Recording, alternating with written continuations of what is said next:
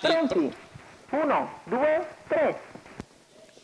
È buona la prima, con problemi per Danubio Tav, che rimane distante al comando Eclair Numero Magic, 2, British che Matley sfida a condurre nei squalificato. confronti di Vaclav Lux, la terza posizione per Tommy, che precede il resto del gruppo. Primi 200 metri da parte di Eclair Magic in 16:1. Eclair Magic al comando nei confronti di Vaclav Lux, terza posizione per Tommy che precede Today Winner Font, quindi ancora bella, poi Bacigalupo Font, quindi America di Risaia. 31:3 per i primi 400 metri di corsa da parte di Eclair Magic, che guida il gruppo e porta a casa 600 metri d'avanguardia in 47 spaccato.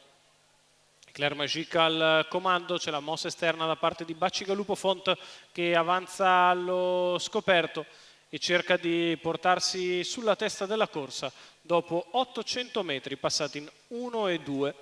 Eclair Magic al comando, Bacigalupo Font all'esterno, poi in corda Vaclav Lux, quindi Tommy. La seconda pariglia esterna, prova ad andarla a fare,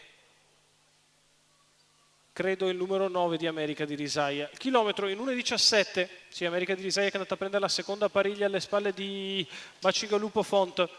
Davanti alle tribune intanto Eclair Magic continua a controllare la situazione.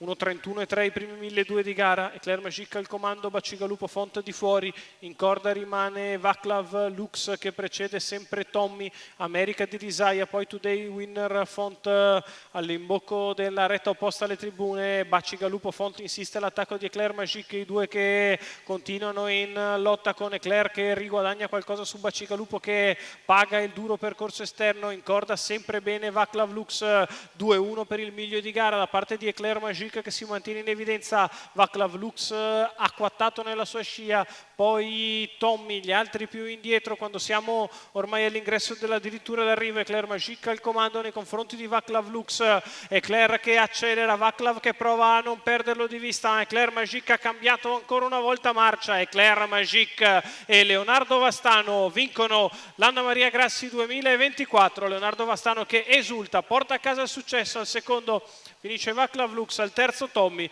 32 ad arrivare, 1:16 2000 metri per il successo di questo trofeo Anna Maria Grassi edizione 2024, che vanno in bacheca da Leonardo Vastano, che con Eclair Magic si impongono nettamente nella finale. Ancora una volta il saluto al pubblico, l'esultanza di Leonardo Vastano, vincitore dell'Anna Maria Grassi 2024.